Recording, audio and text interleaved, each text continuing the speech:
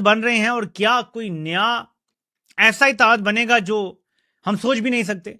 मोदी जी ने ट्रंप का कह लीजिए या यूएसए का डेथ वारंट वो साइन कर दिया कि एक बड़ा मुल्क है हिंदुस्तान। सिस्टमेटिक काम चल रहा है बहुत देर से।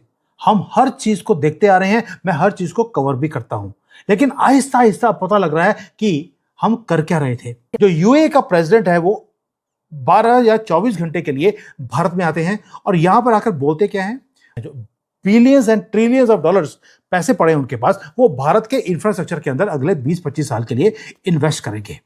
ये तो हो गया। उसके बाद जो जयशंकर जी जाते हैं वहां पर एक सीक्रेट मीटिंग करने के लिए, साथ में एक मैसेज भी लेके आते हैं मोदी जी के लिए। वो सीक्रेट मैसेज क्या था वो मैं आपको आज बताने वाला हूं कि क्या हुआ है। अब मैसेज क्या था?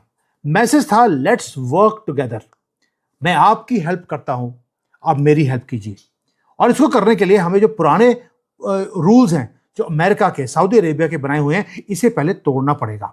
हमें नया पेन और नई किताब वो निकालनी पड़ेगी। भारत ने जंग का आगाज कर दिया है। India has started this war. Bharat की जानिब से गुज़िश्ता चंद दिनों से जो है वो धमकियां दी जा रही थी कि आइए मिलकर अमेरिका का डेथ वारंट और सऊदी अरेबिया का डेथ वारंट साइन करते हैं।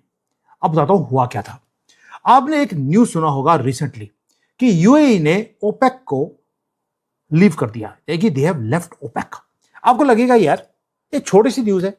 अब बताता हूं मैं न्यूज बड़ी क्यों होने वाली है और इसमें मोदी जी और यूएई के साथ कैसे डेथ वारंट साइन करने वाले हैं। मईशत की बुनियाद पे किया है, हालिया ईरान जंग ने माशी दबाव बढ़ाया है, उस बुनियाद पर किया है।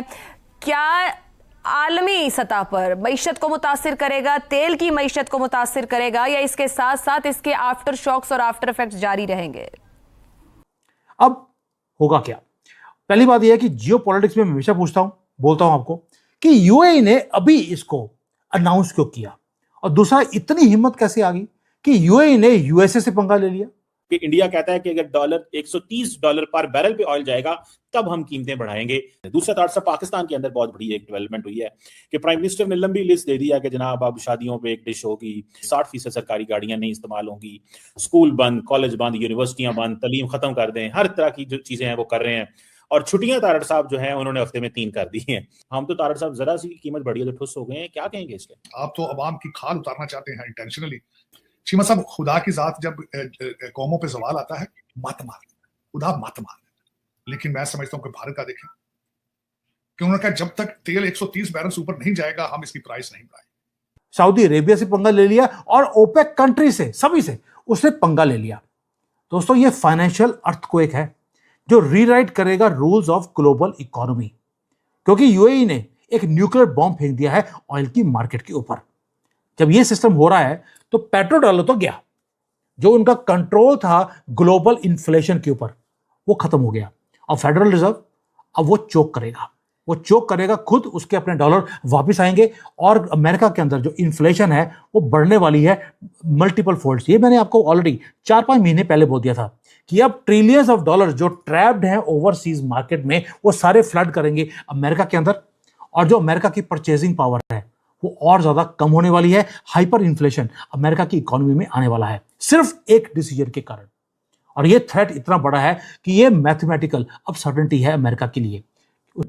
दोस्तों हम देख ही रहे हैं कि जो अमेरिकन एडमिनिस्ट्रेशन की तरफ से स्टेटमेंट्स आ रही हैं उसमें they are very unhappy with this India deal. वो बड़े नाखुश हैं।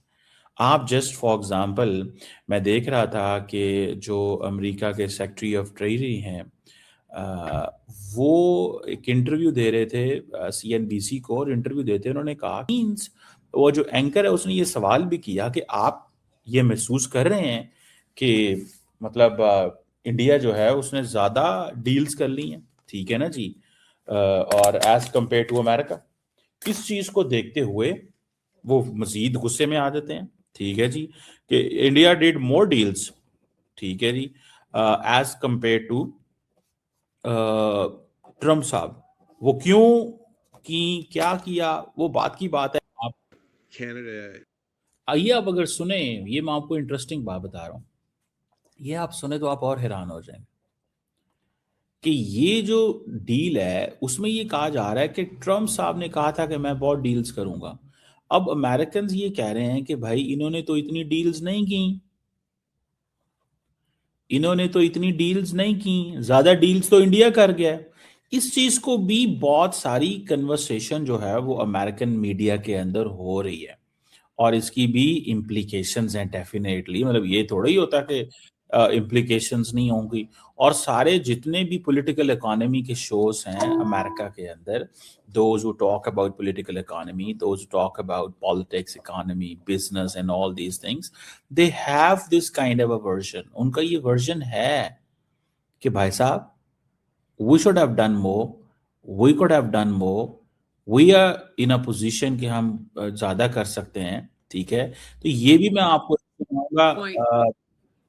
जो पहले आप जरा ये देखें, ये जो कनेडियन वैसे भी यूएई न्यूज के अंदर है फॉर क्विटिंग ओपेक। अभी पता चलता है पिछले महीने में जयशंकर जी वहां पर गए थे, उसके बाद अजीत दोवल साहब गए हैं, एंड पता ये चल रहा है कि प्राइम मिनिस्टर मोदी का जो नेक्स्ट मंथ यूरोप का दौरा है उसी बीच में वो यूएई में रुक के जाएंगे।